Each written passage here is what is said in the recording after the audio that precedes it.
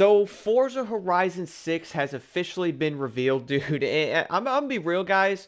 I was kind of mind blown this entire reveal. Like, I'm not even gonna lie. When I was watching this, dude, my jaw was kind of dropping. I'm amazed. The first thing I noticed, which I'll talk about this most likely in a separate video, is we got the new Type R, bro. Finally, I have been waiting for the new Type R for a straight minute. I kind of thought Forza Horizon 5 wouldn't get it. Happy to see that thing in, 6. But look, there is some things I did want to talk about with the entire reveal and kind of go over it briefly. Now, I will break some more stuff down in some more videos in the next few days, so do stay tuned for that, guys. But one of the coolest things I found right off the bat is when they were talking about how you basically have to get a wristband and you don't go into Japan basically being like you're not the owner of the festival or you're not like some super champion racer, right? You're basically a tourist going in there. You have to pretty much start from the bottom, earn your way into it, get the wristband. It's kind of bringing me into like the Forza Horizon 1 vibes, which I haven't played that yet, but I did end up playing like the first 20 minutes of it. So I do understand the wristband and having to qualify. So I do think that's pretty dope. It actually might look like, dude, just from that we might end up having some progression in this game. That was like one of the biggest things people wanted since Forza Horizon 4 and obviously 5. So this is honestly a huge step in the right direction, man. And it's actually pretty dang exciting. The other part they did end up talking about, though, is you will obviously end up having like the special like showcase events that we had in 5 and 4 and also 3. Those will be pretty dope. But there's also a new type of game mode they will be adding in there. And the vibes I got from this, which I will show this in the background, guys, that was like the Lamborghini Storado going around like the container area, like over there in Japan, obviously. And it kind of gave me like Gymkhana-ish vibes with how it was set up. Don't get me wrong.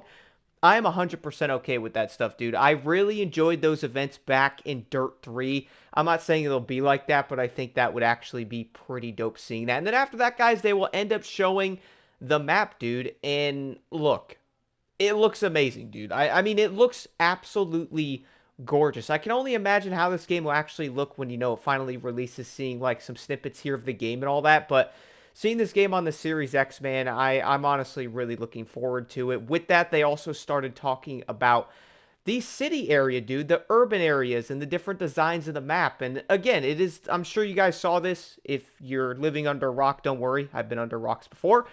It is the biggest map they have ever made. You guys will also see the winter season showing up in there. Again, I will talk about more of this stuff in a little bit more detail in another video, going through parts of like the video and all that and stuff like that and breaking things down and talking about all that good stuff. So stay tuned for that stuff, guys.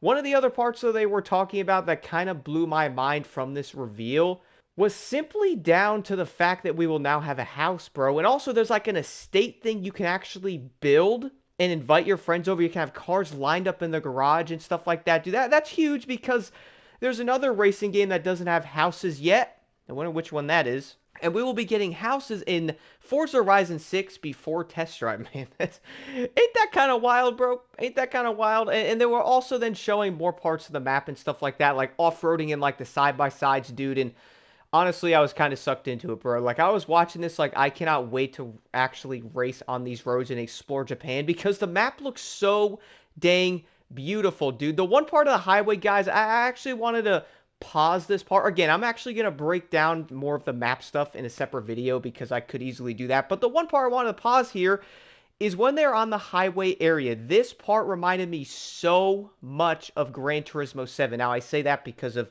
the highway race. I would say Tokyo Extreme Racer, y'all will get that with the highway. But you also see the Kai truck there. Please let me engine swap that thing with a motorcycle motor. I would love to do wheelies with the Kai truck. Imagine how funny that would look, dude. The way the trees look and just the sunlight hitting everything and the way the ground looks and all that. I'm sure people might end up coming in and going, well, dude, did you see this or that? And it's like, I would say there'll be little things here and there, man, but from the trailer, I would say the cars look amazing. I love seeing the snow-capped mountains in the background with the cars racing up the mountain and stuff like that. They did end up talking about the city as well, dude, and this part looks amazing. They said it's 5 times larger than anything they've ever done like this before. Now, the only game I know of in the Forza series, I haven't played 2 and 1, so let me know, but I know Forza Horizon 3 had the Surfer's Paradise, obviously one of my favorite places in the game. This is said to be 5 times larger than anything they have done. And Surfer's Paradise was a decent size, I'd say, and this is 5 times larger than that, bro. You have like these small rural type of like areas, urban, also like the big city streets and all that with the buildings and everything going on, dude. It honestly looks amazing, dude. I'll break that down in another video and talk about that stuff, dude, and go over certain things like that. I also really do like the body kits they were showing as well, guys. That is something a lot of players have been asking for. The thing is, like, what can you actually do to cars with the body kits? We obviously don't know what we can do with the cars yet. They only showed a few. I'm sure people are like, oh, so it's only some of the cars. The thing is, we really don't know, dude. I mean, it could be a lot more vehicles that we would actually notice. I would say they most likely did something with the models and all that in this as well. It kind of looks like it to me anyway. More will be known once I can finally, play the game in May, which I can't wait for. The other part of that, though, I laughed super hard, guys. The Miata, I think that's a gigantic V8 with twin turbos sticking out of the hood and some big tires on it.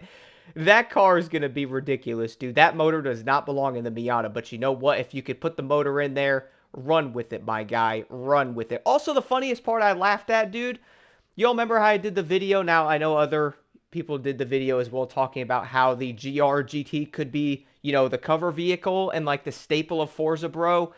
Turns out, man, after the reveal of that car from Toyota, everyone was like, nah, that's it. And surely enough, dude, it's in the game. And I gotta admit, it looks and sounds so dang amazing, bro. Like, they were talking about how they changed the vehicle audio, which I could play some of that for you guys as well in the background right now.